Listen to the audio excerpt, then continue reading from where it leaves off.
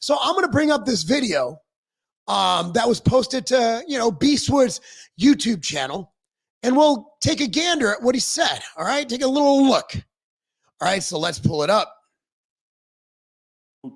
So I did everything he said. And honestly, we made great results during that off season.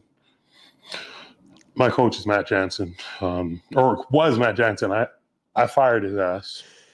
So right there, you knew it was about to get crooked, right? You knew it was about to get sideways.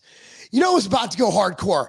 When someone says I fired his ass, like if it went well, he would have been like, you know what? We decided to part ways. I decided to try out a new coach. I decided I wanted something new, but I didn't know where this was going. But when he said I fired his ass, I was like, damn. And Beastwood doesn't talk shit. Like, I was with the guy, we talked for like 2 hours. Dude doesn't talk trash. Nicest guy, so kind to myself, my daughter. Just good dude, man. Good dude. Because he did a shit job during the contest prep. And now So he did good in the off season, but he did a ish job during the contest prep. I was criticized about firing him. People were like, well, why did you fire him? You should have given him another chance. Listen, motherfucker. Listen, motherfucker. Dude, if Beastwood calls you a motherfucker, you just take it. Like, that is a large man. I do not want to fight him. I was worse than I was 2 years ago. So he says after all that work, and he gets into that, I don't know if we'll watch that much of this video, this dude got up to a point where he literally had to use a CPAP. He was endangering his health. He pushed that much food. He got that big. I took all that time. I made all these sacrifices, and these sacrifices come in many shapes and forms. I lost money because I'm paying for whatever it takes to be a great bodybuilder. So what he's getting at is to bodybuild at that level, you're not able to make as much money elsewhere because you're spending all your time eating, sleeping, and training. I know that sounds like a dream life, but I can only imagine that's pretty boring, monotonous, and just, I couldn't do it. I need to work every day. Like, I just got out of a meeting, so I wear these cool polo shirts. At the end of the day, man, that would be a miserable existence. Like, you wake up, you train, you eat, repeat. So he's like, I'm going to go. I have the genetics. Look at his genetics, dude. Just look at this screenshot right here. Dude is big, jacked. Holy shit. Like, he has everything that Samson and Andrew have. Everything. He's got the shape. He's got the size. Look at how big his legs are. Like, so just he's got everything. So he's like, you know what? I'm going for broke. I'm still young. I could do this. I'm going to win me some shows. I'm going to get on that Olympia stage, right? He's made all the sacrifices. I put in money. I invested money into this. A lot of money between the food. You got to talk about like the ancillaries, the supplements they take. Bro, those ain't cheap. Those ain't cheap. At least if you're not getting fake stuff, which Matt said he probably did, but he also said Nick did. I don't know. I invested my time, my energy. I wasn't going out. I was a fucking bodybuilding robot. A bodybuilding robot. That's got to be like I'm sorry, guys. Everybody's like, that sounds like a dream. No, that sucks. Imagine just doing bodybuilding all the time. Everything you do is based on how you look. That'd be so weird, right? All I did was bodybuild. That's all I fucking did. I worked my fucking tail off, all to show up to stage and be fucking smaller. Now, when it first happened, people... That's weird. So he bulked up. This is a good cautionary tale in bulking up. You can, look, who was it? Was it, what was Steve? Oh, man. Who was the Iron Man guy? Guys, help me in the chat. Not Blackman. Nah, the guy used to run Iron Man. So basically, he said you can't flex fat. And I think Lee Haney said it too. So once you get to a certain level of bulking and pushing food, it's really not doing much except just adding some unhealthy mass to your body.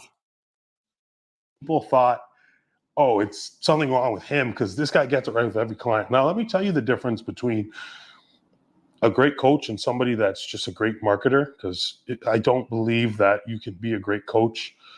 Like if you have a guy like me and you fuck up that badly, like, okay, guys. Yeah, look, I gotta like chime in here. I think Chad Nichols said that the coaching Ronnie Coleman wasn't that hard. Ronnie Coleman, all you can really do is mess him up. Like he is so good, such great genetics. Like your goal is just to not mess him up. Like this isn't like you just kind of missed. It's not like, okay, shit, we came in with the added size, but we just were a little too soft in the glutes, or, you know, stomach was a bit bloated from, you know, maybe the carb up was too aggressive. This was not that. That's the kind of error that is okay, you know, but I lost 10 pounds of muscle. I might put up pictures throughout the videos. Wow. I guess he bulked too much and dieted too hard. Like it sounds like he was crash dieting. He goes into that. He was doing 2 hours of cardio. 2 hours of cardio? What is he, a marathon runner? Like, dude, 2 hours? The cross-country team at the high school doesn't run that much. So you could see how bad the fuck up was. Okay, I know he wasn't running. I'm not pretending like this motherfucker was jogging. But like walking when you're 330 pounds, that might as well be a sprint. Was. But I lost weight that I had no business losing. And I was leaner years before, like 2 years ago. So that's another thing, man. When you diet, when you crash diet, your body just doesn't adapt. I'm a big fan of 1 to 2 pounds a week and taking your time and retaining as much lean mass possible. But the Minnesota study said, yeah, those were untrained women who didn't compete and didn't take PEDs. You're comparing apples to telephone poles. I was leaner, 10 pounds heavier than I was this year. And it's just the human body works in different ways for everybody. Now, for a guy like me, and I need to take accountability for some of this because I was willing to do whatever. I'm one of those stupid fucking clients. Like So that's the thing he was doing. So when you coach somebody, nothing's worse than somebody like not following it. Or people come to me all the time. Hey man, I'm being coached. Excuse me. I'm being coached by such and such. And what do you think about what they're doing? I'm like, you're paying them, not me. Like, ask them. If you hire a coach, you should listen to what your coach said. So he was doing the right thing. But if you see red flags that you're going to die, like no bodybuilding show is worth dying for, except maybe the Olympia. Just kidding. If I trust you as my coach, I listen to everything you say. Like, okay, we're going to do it. And I trusted his reputation and I trusted his expertise because I thought he knew what he was doing, when in fact, listen, he must have never worked with somebody like me. I don't know, but I thought it was just a me thing, and I definitely took it a little bit personal because he gaslit me after it, and he said that my gear was fake. There's the thing, man. Like, so when it comes to bodybuilding at this level, the pro level, there's a couple sources. Like, people aren't going to their local gym. I'm just being honest. Like, most pros are using the same source or the same couple sources. Like, it is what it is, dude. Like, from my knowledge, and I might be wrong. If I'm wrong, let me know. But yeah, it's pretty much similar gear all around from like the same dudes. Yes, guys. He told me my gear was fake. It wasn't the 2 hours of fucking cardio that 2 hours of cardio. 2 hours of cardio. This man getting ready for a bodybuilding show? Or is he getting ready for a 5K? A fucking turkey trot? I was doing because you were afraid I wasn't going to show up in shape. It wasn't the 2 hours of cardio. It was my gear was fake. Now, there's your accountability after. People are wondering why I fired him. I'm like, well, how do you continue to work with someone when you can't agree on what the problem was? The problem was it was a miscalculation. You know, it was a complete miscalculation for weeks, months of the prep, you know. That's the thing, man. A lot of coaches will bulk too hard. Look, man, you got a guy like Beastwood, right? Who has superior genetics, can probably lose fat faster than the average person just based on his muscle mass. You just give it a little extra time. But what'll happen, and I'm not saying this is what happened, but what'll happen is these coaches, they'll be behind and they'll just throw more T3 at it. So it's like, hey, we're at 50 micrograms, right? Let's go to 75. Oh shit, we're still behind. Let's go to 100. So from what I understand, T3, even if you're on exogenous steroids, it'll flatten you out. It'll make you lose tissue. I don't care what steroids you're on. You overdo T3, you are losing lean tissue. I would love to know, and I'm not going to ask him, it's none of my business, what the T3 dose was. Because no one's doing 2 hours of cardio in an enhanced athlete without also throwing thyroid in the mix. Just pushing, ignoring feedback of my knees being hurt and, not being able to get a pump in the gym. Like I was operating just off of passion for bodybuilding and my love for the sport. And I just had that, I had that fire in me. So even as bad. So that's a true warrior, right? Like you train through it. You live through it. Like, I'm nowhere, but there's been times not when I got my pro card in 21 and I competed in 23, none of this affected me like this. But again, I'm not competing at this level. I'm not at Beastwood's level. I'm like a fucking Saturday softball player. Like for me, it's a hobby. It's fun. So I don't get to that level and I don't have as much muscle and I'm not as big. So for me, it's not a big deal, but I can only imagine how horrible this man felt doing all that cardio on top of training, on top of, well, he's probably eating still a lot. Bad as I felt, I'm the kind of person that, because I love doing this, that passion drives me. When I had no energy to do anything, that passion would wake me up at 4:30 a.m., 5 a.m. That passion would wake me up and I'd hit 3 rounds of posing, send to my posing coach, So to have a posing coach hit 3 rounds every morning, that's a professional. You guys want to know why my posing sucks? I don't practice it. I don't have time. I literally just get on stage and I do the best I can. I might do 1 or 2, but these guys are professionals. It's what they do. They are masters of the game. Just like remember those stories of Julian Edelman for the Patriots? Stories of him going out before practice, taking 2 hours of catching balls from the jug. I mean, the jugs machine, that's what a professional does. This is a man who wants to win. This is a man who's a fucking master of the craft. This is a man who's dedicated to his sport. My posing coach was Joey Belt. He was incredible, man. He was there for me. He was there for me every step of the way. I'm gonna go on a little bit, guys. Something was off. Oh, his body's not responding. You just realized his body wasn't responding, bro? Yeah, he should have seen it about 10 weeks out, been like, uh-oh. We need to pick a later show, bro. We need to slow this train down. You're losing too much muscle. Body wasn't responding at 14 weeks. Shit. You believe it. So sometimes you, as a bodybuilder, I'm a 310 pounder and I always think that I'm small. I always think that I could be bigger. Now, some people are going to hear me say that. Bigorexia is a bitch, bro. I was better off pulling out. They said that's how bad he looked, that he made the best decision by pulling out. And to me, sometimes the best decision is just to pull out.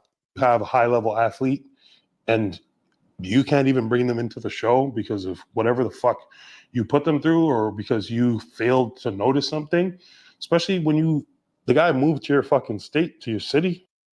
Let's talk about Nick right now. Because when I was at 320, he pushed me. He said I was too lean. So he basically pushed. Imagine being 320 and too lean. That is nuts. That is crazy. Me and wanted me to have burgers on every training day. So he's eating burgers every training day. So I'm guessing 5 days a week. You're just shoveling in shit food. Your cholesterol levels, your lipid profiles are already out of whack from all the endogenous hormones you're taking in. I've said this before and I don't want to sound wrong. It amazes me that more bodybuilders don't die. That's how resilient the human body is. Like their lipid profiles are fucked up. Their liver enzymes are fucked up. The coaches don't care. They're not doing anything for their overall health. I mean, dude, like you have a guy who's already, you know, having trouble, like having some health issues. He's sleeping with a CPAP. And you're going to just tell him to eat burgers every day? To put on more body fat. And then when we did the prep, one of the excuses at the end was that, you know, oh, we pushed the off season too hard and it was hard to get in shape. It's like, well, you fucking said that. You told me I was too lean. And yeah, he's right. You don't, guys, you can't flex fat. If a guy's 320 and lean and he wants to compete at 300, that's 20 pounds. You don't need to get bigger than that. Samson was, I think, 303 on stage. Does he get above 330? Like, why are we tempting fate? Why are we tempting fate here? And I have screenshots. I have the actual WhatsApp conversation. I'm just not the kind of guy that's gonna like air out texts and shit. Look at this guy's shape. How he's not top fucking 6 at the Olympia is a travesty. He just needs a little more lean tissue and come in shredded. I mean, look at that fucking shape, dude. 6 foot everything, 300 plus pounds. Unless somebody. Let's fast forward a little bit. Sometimes athletes don't make it to shows. This isn't the first time that's happened. Like when you see my body flattening out and you're a high level coach, maybe you don't know how to deal with it perfectly, but like troubleshoot, you know, like excuse after prejudging. Matt made an excuse about Sean saying the judges asked for that. No, the judges didn't ask for the guy to be fucking flat. So he's talking about Sean Clarita not showing up well for the Olympia. Yeah, I did read that post where he's like, the judges wanted something. No, the judges wanted him to be lean. That's it. He's the giant killer, right? Like the judges wanted him to be lean. They didn't say, hey, come in flat. What? You know, they didn't ask for him to show up flat.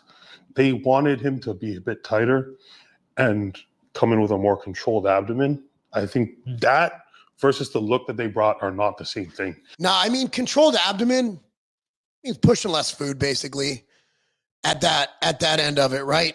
The abdomen's tough. When you're going up against Keon, you're not going to beat him on waist size. You just got to minimize it as much as possible and come in shredded. But Keon, I don't think Sean could have beat Keon at his best. Like, no one's beating Keon, in my opinion. Keon will be the greatest 212 as long as he wants to be. Like, you brought this guy in like me. Now, he has a lot more muscle maturity and density than I have. So, you know, he still looks decent. But it's like, man, like once you put on that tissue, like he was the giant killer. And he didn't show up as the giant killer. And there's a common denominator. One guy didn't make it to the show. One guy looked like a fucking swimmer, I guess. And then Sean also shows up undersized. So I guess I say all that stuff to say that if you follow my Instagram and you know about the thigh gap community, I would like to. All right. So perfection. Let's talk about this, guys. Let's talk about this. Look, I'll get to your chat in a second. Coaching at a pro level. Jason Theobald, who's a great guy, Scooby, he once said something when he actually helped me when I first started competing in 2007, 2008. Cincinnati guy, that's where Tiger Fitness is headquartered. By the way, coupon code GAINS, GAINZZZ, 10% off the entire site. He said you can only do so much with chicken and rice. And that was what he told me multiple times. Because I'm like, hey, I want to look like this. He's like, Marc, you can only do so much with chicken and rice. What he meant to say was, you're acting as a prescribing doctor. You're acting as a health practitioner. You're acting as a psychologist. You're acting as a nutritionist, which you're not. You're acting as a trainer, which a lot of these guys have no idea. Like me, I'm an actual coach. I'm an actual strength coach. This morning at 6 a.m., I'm coaching a basketball team. They do not have that. At the end of the day, these guys recommend drug cycles, and then they give you some diet and training to go with it. That's it. Prove to me I'm wrong. What's the difference between coaches? Their diets are all shit. Okay, meal 2 is fucking tilapia and sweet potato. Meal 3 is chicken and rice. Meal 1, 8 egg whites and a bagel. It's like, what the fuck are you doing? You're paying someone to manage your chemicals. That's it. Most of these guys can probably coach themselves. Samson won the Olympia with his wife coaching him. You know what his wife did? I don't know what she did, but here's what I'm guessing. If I did a show and I'm like, Katie, my wife Katie is my coach, okay? What I would do is be like, hey, Katie, how do I look? She'd be like, well, you look okay. Do not open that door. Katie would be like, hey, you look okay. That's Katie. And I'd be like, what do you mean? She's like, well, you know, your lower back has a little skin on it. Like, oh, shit. She'd be like, you know what? Maybe eat less. Oh, okay, Katie. Hey, Katie, how do I look? Well, I was at the gym and I was training while you were training, and you were training like a pussy. Can you train? Oh, no, Western Bagel, bring that in here. I got to give him a shout out. So anyway, all these bodybuilders really need, it's easy to figure out a cycle. They've done enough of them. They just need someone that last week or two to just tell them the truth. If I was going to compete, I'd go to Alan Roberts. Because Alan Roberts, he's probably my best friend in the whole wide world. I'd be like, Alan, am I ready for stage? He'd be like, no, you're too fucking fat. I'd be like, Alan doesn't know bodybuilding, but he tells the truth. I just don't understand. But some guys have the formula down. Hanny Rambod. He's the greatest. Hanny Rambod is, if you're a pro and you can hire Hanny Rambod, hire Hanny Rambod. The guy's won more Olympias than anybody. He's a god. Chris Aceto, another guy. Guys, by the way, here's a shipment because I'm Jewish. So, Western Bagel. Western Bagel. Oh, pumpkin. These are low-carb bagels. And I think it still works. Coupon code Lobliner at westernbagel.com. I don't even know if it works. I just got these bagels here. Westernbagel.com. These are so good. Like these perfect 10 bagels. Check it out. You got 140 calories. You got 19 grams of carbs, 7 of which are fiber, 19 grams of protein. Let's go. Let's go. Thank you, Western Bagel. Shout out. Perfect timing. So, I mean, look, dude, we don't need to do this whole coaching thing anymore. Get somebody to help guide you in at that level. And I do coaching, but the main people I coach aren't competitors. I coach people trying to get their life together, who don't know diet, who don't know training, who just need somebody to give them a third eye, right? Need somebody to tell them what to eat every day. Dude, these guys have done enough diets. They know. They know. And if you're going to hire a coach, hire someone who can actually just guide you in to get really lean and shredded. But these gurus, what makes them a guru? What makes them a guru? Is it chicken and rice cooked differently? No. They adjust their diet as they go, and they tell them what to take. It is what it is. And a lot of times these guys don't care about these people's health. They don't care about it. They just want to get another win on their belt. I'm not saying any specific coach is doing it, but hell, how many people have accused Chad Nichols, like Sean Ray and Chad Nichols, all the time? Who is that one coach? The one who allegedly killed a bunch of people. I forgot his name. But dude, it's nuts, man. I hope Beastwood figures it out. Fish oil is one of the staple supplements that you should take. Now, for me, I like to have a 2-to-1 EPA to DHA ratio. Now, DHA is awesome. A lot of cognitive benefits come from DHA, but if you get anti-inflammation and things that we go through as people who want to train, who want to be active, want to feel great, you want slightly more EPA. That's why I created MTS Nutrition Fish Oil. Now, this is a 2-to-1 EPA to DHA ratio. It is fantastic, and it has citrus, so it's not going to give you the fishy burps. And the way we make it, it's not going to be rancid. That's one thing you got to fear. A lot of these fish oils, they can go rancid and actually be more bad than they are good. But we actually don't have that problem with MTS Nutrition Fish Oil. The dosing I recommend will be above label. Label, we just take 1 soft gel or as directed by a fitness professional or a medical professional. But for me, I like to take 3 grams of total EPA and DHA a day combined.